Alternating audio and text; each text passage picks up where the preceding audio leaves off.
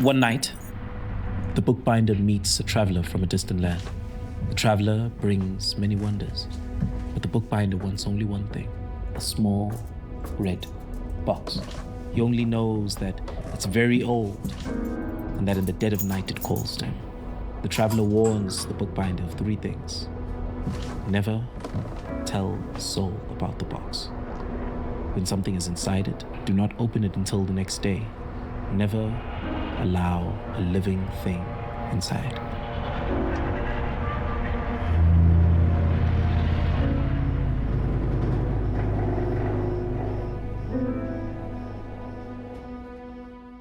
Hello, everyone. Welcome to another interview here on AJ for Short. We have conversations with exciting individuals in the film and theater space, and this particular interview is no exception. I am so thrilled to be with one of my, should I say, fellow cohort members for DFM this year. And he has a film that is also showing at the Durban International Film Festival this year. So it's exciting. We're going to be talking about his film. So we're going to hear a little about him. And when we come back, we're going to go straight into the conversation. So stay tuned. Sean Mongie is a South African screenwriter, script editor, visual artist, and educator. His work explores themes of identity, masculinity, and community. He's one of the selected participants in this year's Durban Talents program in partnership with Berlinale Talents. He serves as writer and script editor on the hit SABC1 telenovela Amalanga Awafani. The House That Never Sleeps is a film about the cost of artistry, produced by seasoned and award-winning producers Kati Winnick and Domi Gombi. Great. So you've heard all about Sean Mongie, and he's my guest for today. Thank you so much for joining me, Sean. Absolute pleasure. Thank you for having me. Yeah, the pleasure is all mine because I really loved watching the film and we're going to talk about it. So let's get straight into it. What inspired The House That Never Sleeps? Right.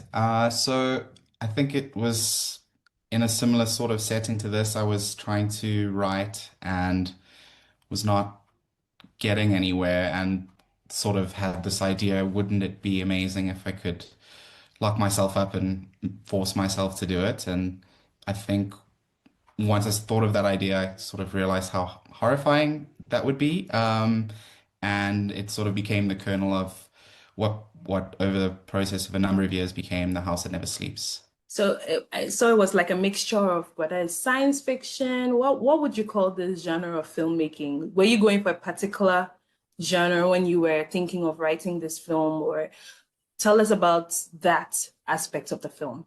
Yeah. I think when I first wrote the original draft of the script, it was quite a straight horror film. But then I became interested in sort of playing with genre and questioning what is real, what isn't real in the context of this story, and using that mystery to kind of talk about what some of the film is addressing. And I think the combination of horror and magical realism allows you to sort of play with audience expectations. I always find genre experimentation really exciting because you're able to surprise yourself and the audience with what's happening in scene to scene. Right. And the visual style of the film was really, really striking. From the transitions, very interesting transitions. For one of my favorite transitions in the film was when so we're outside, we're switching to a different scene, and then we're seeing the green light and the red light, and then we are hearing the kettle. When the light was red, the kettle became like high pitched, so it's like the water was ready. It was just beautiful to watch. So all these things, from the Marshalltown building set, and then the symbolic use of books. Could you share how was the experience working with your production design team and then the cinematography team to get exactly what it was that you were seeing, like the photos you were seeing in your head on screen? It was a process. We knew when the script was prepped and once funding came through that we weren't going to find this place, that it didn't exist as it is on the page. And we meet the protagonist, and he's been living in sort of his father's workshop, and he's been there his whole life. And his father is a bookbinder, so we needed to bring to life this world of books, of these sort of creepy building halls and passages, but really sell that this person has been reading and living in this space. So initially the script was written around a basement, but I don't know what architecture is like where you live. We don't really have basements in South Africa. So the task became finding an architectural way of expressing the ideas that we normally see in Western horror houses. And we gravitated towards Marshalltown in Johannesburg as a space that has a lot of history, really fit with our story. And over the course of a number of weeks, the production design team brought in thousands of books to the set. We set dressed all of the spaces from the ground up. It was just empty spaces when we arrived. So as part of the research for the film, I got in contact with Alan Jeffrey, who's a bookbinder based in Johannesburg. He spent his whole life in Korea working at the Brainhurst Library, working on amazing 500-year-old books that he would repair. And through speaking to him, he sort of introduced me to all of the principles of bookbinding and was really generous with his time and his resources. A lot of what you see in the workshop spaces of Ayanda's living space came straight from Alan's own workshop. And we used Mutusi Magano as our lead actor to work through with Alan some of the processes. So if you see him doing stuff on camera, it's because Matusi was actually doing the ink marbling and the bookbinding, and I hope that lends a sort of realism to this life that he's been living. So I was really pleased to work with him to bring a craft that is sort of fallen out of practice. We don't really fix books anymore, so it's not something we're seeing, and I really wanted to make sure that it felt like this is something that this character has been doing his whole life. So there's some truth to life. I think even the apron he's wearing was Alan's own apron that he'd been wearing for 40 years. And just the scale of the books that we needed to have on camera also required that we needed a second location. So even though the story is set in one place, we filmed for half of a day at Collector's Treasury, which is this amazing 8-story bookshop that is just completely covered in books. It's like a maze. And my poor director of photography, Jonathan Cavell, was very claustrophobic filming those scenes, but that's what we wanted to communicate. And Jonathan has brought a lot to this project in terms of his experience as a cinematographer. He's a multi-award winner, and brought a particular mindset to how we compose the images, a very classical approach. This isn't a fast movie. For a short film, it's quite long. But part of that is us having to sit in these stagnant shots that the lead character is sort of stuck in his life, and kind of force the viewer to be there in that mess with him. I was intrigued to see how the book marbling is done. I had no idea how it was done. In my head, I'm thinking it's probably just a template that is being reused, but apparently it's every single book has a specific, design. So it had me reading about all these things and realizing that it's an art that we're slowly losing as a people, but hopefully we can still maintain that culture. So thank you for bringing that to light.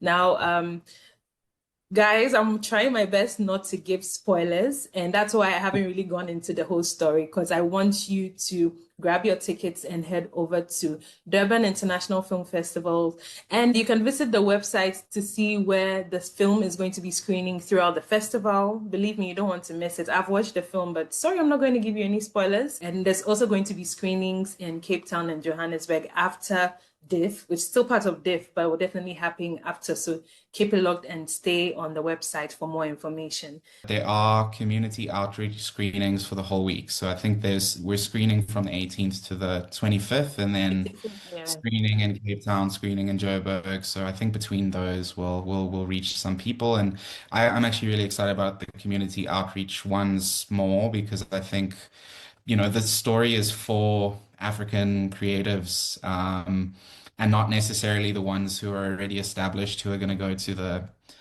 the big shows. It's for people who are, like Spoo, just starting out and desperate to understand this calling.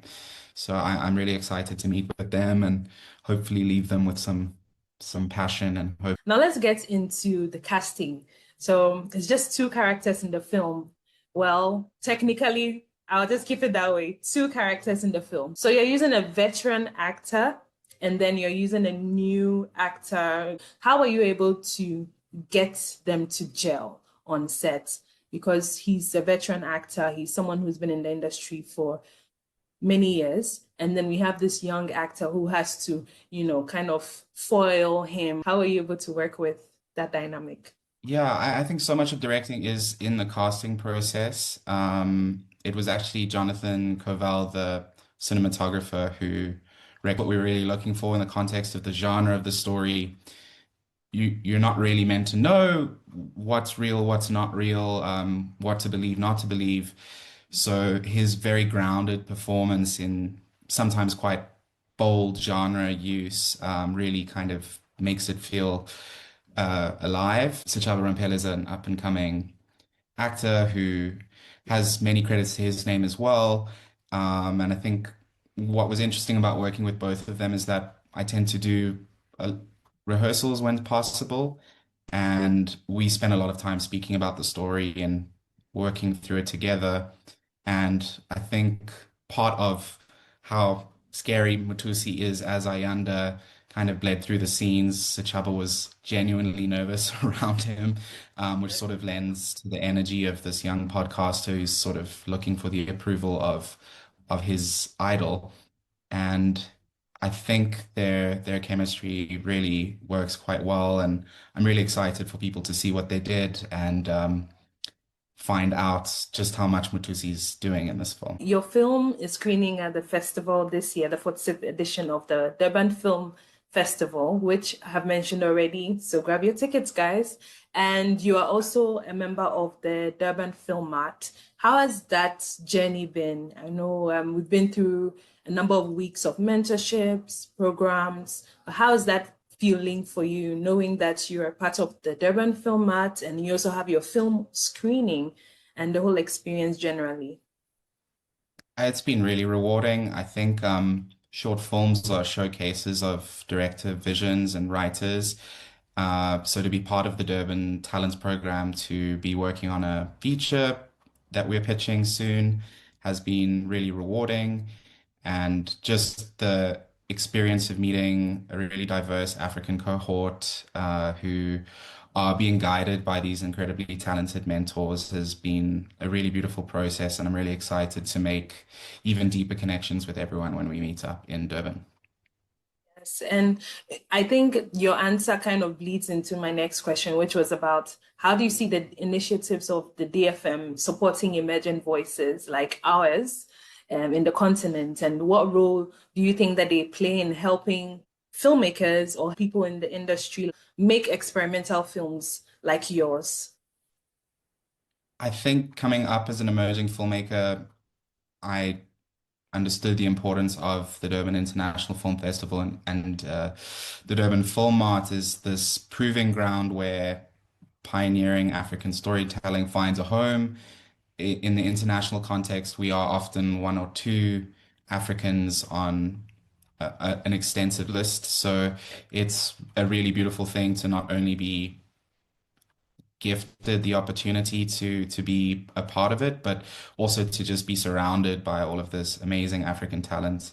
And I think, it's the 46th iteration, and that is an immense legacy of filmmakers who've come before you. So it's quite humbling to sort of come in the wake of people who you've seen on screen, and hopefully to meet people and to connect and share a love of African storytelling. Absolutely. So now let's get into a bit of your personal life, not necessarily, but more like your career in filmmaking. I know you from the bio and also from what we've spoken about, you worked in TV, you've worked on commercial TV basically. So how are you able to balance your commercial work with your personal projects or your passion projects that you have in the works? Because I know it cannot be easy. I mean, people think passion projects do not need a lot of, attention, but they really do, because it's you literally bringing yourself out to the world to show them what you're able to do and hopefully get more opportunities. And then there's commercial work where it's like you have to meet targets and all of that. How are you able to balance the two? Thank you. You know, independently produced filmmaking is a very slow journey. This script, the first version of it, was written in 2019, so it's taken 6 years for it to be in a place where people are seeing it, and there's a lot of nerves in that of, have I made what I was thinking of then? Have I become somebody else in the period of time? Absolutely. And I think in the South African context, TV is one of the more stable parts of our industry. So it is a fantastic space to be learning and growing and producing work and reaching people on a much greater scale. So I love the ability to work on broad commercial products, and the series I'm working on, Amalanga Awafani, has been an amazing experience. But it's also really rewarding when it takes as many years as it does to sometimes make things to also bring those things to light. And I don't think they need to cancel each other out. Yes, I completely agree with you, because at the end of the day, we need to sustain ourselves as creatives as much as we are trying to express ourselves. And sometimes passion projects may not be the most lucrative. So I will say you're doing a really great job and doing well at it. So kudos for that. And now, what would you say are some of the challenges you face in developing passion projects? You've already spoken about the fact that it's taking you about 6 years just to get this particular film done. Apart from that, what do you think are some of the other challenges that you face? Thank you. I think we're really fortunate in South Africa in that there's multiple public funding bodies that support filmmakers, and there is a process to finding funding to support the product, and that ranges from development funding to write something to production funding and post-production. So I've been very grateful and lucky in that my projects have been produced through the bodies, but it does take a lot of time, and along the way there is a lot of rejection. I think The House Never Sleeps was rejected 2 or 3 times for production funding, and that ranged from sort of bureaucratical mistakes on my side, like the wrong document is uploaded, to just the wrong timing, and the bodies can only select so many projects at a time. So you do have to be quite persistent, and when you're starting out, it can feel like you're delusional until it actually happens, and then you had vision. So I think part of it is just to keep going, but also to just make for the sake of making. I think a lot of the time we think about getting millions of rands, but I think the most important part is that you're trying to tell stories, and you're doing that through whatever means you can, be it on YouTube, music videos, interning with production companies that have a lot more experience. It is a very expensive medium, so it is a process of building up to bigger and bigger things. And at the end of the day, the joy of making it should always be sort of the central thing to focus on. Trust the process, they always say, but there is truth to that. And when it works out, it's incredibly rewarding. Indeed, it is very incredibly rewarding, but it does come with a lot of hard work. I mean, when you were speaking, I'm just going back a few steps back, where you were talking about shooting. And I heard you say you spent half a day shooting some parts and then another, like the other portion of the day. How long did it actually take you to make this film? It was about a month of pre-production, during which time the art department was sort of assembling and creating the world you see on screen. But the film itself was shot in 4 days, so it was incredibly speedy, and we had to. I think you always on set have to make decisions, and you have to leave behind great ideas to get the day. But I think we were aided by the fact that we were shooting in a single location, aided by the natural light that was coming through these beautiful windows into these spaces. and working with talented crew and cast is always a beautiful part of the process. The reason why I'm asking is because I know a lot of people think once it's a short film, then it doesn't take too much time, or some people do not understand the work that actually goes into making films. So yes, it may be a short film, but a lot of time, over a month of pre-production, just to get the visuals that you're watching. Less than 30 minutes, you're sitting down and enjoying the film as if it was shot within a day. But this took 4 days to shoot and so much preparation. So kudos to the team, and I'm excited for anybody who's going to watch the film. What would be your advice to someone watching, or filmmaker who is watching, who is looking to get opportunities and they're looking for the big budgets, they're looking for the Hollywood feature that will, you know, take them from 0 to 100? What would be your advice, since you've been through the mill, you still are, you know, even in DFM, getting closer to your dreams? It's a hard path, and I think it's sort of a metatextual question, because I think a lot of the conversations that are had between this young podcaster and this older writer in the film are about this very thing. Part of it is patience, that you have to do the work, and then the work will start supporting you. But you have to love the work. It really it requires time and love, and if you're enjoying yourself, I think a lot of times people think about the product, but the process of making is its own reward. Even if, you know, I think in the process of these 6 years, I had to take time away from the scripts, come back to it, think about it, and let it breathe and let it grow. The editing took another 6 months after we finished, and there was a process of discovery there too. So part of the journey is learning how to do these things, and I think the message of the film is that do it with other people. I think being an artist and isolated and alone is incredibly difficult. So find your tribe, find your people who want to make things the way you want to make things, and learn together and pull each other up as you're going through this career and then through this path, and just trust that if there is something inside of you that has to do this, that's something you should believe.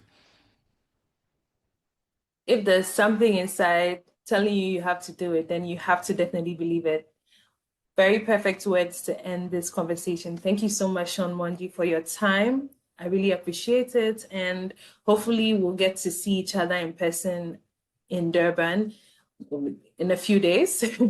Depending on when you're listening to this, we probably have already met, who knows? But then definitely check out the film, The House That Never Sleeps.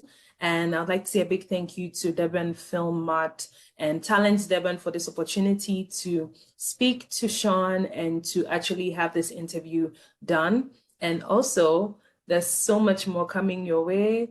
Hopefully going to be in Durban. We're going to bring highlights of the festival and so much more. So stay tuned to AJ for Short. Thank you, Sean, and enjoy the rest of your day. Bye, Alice. Chat soon.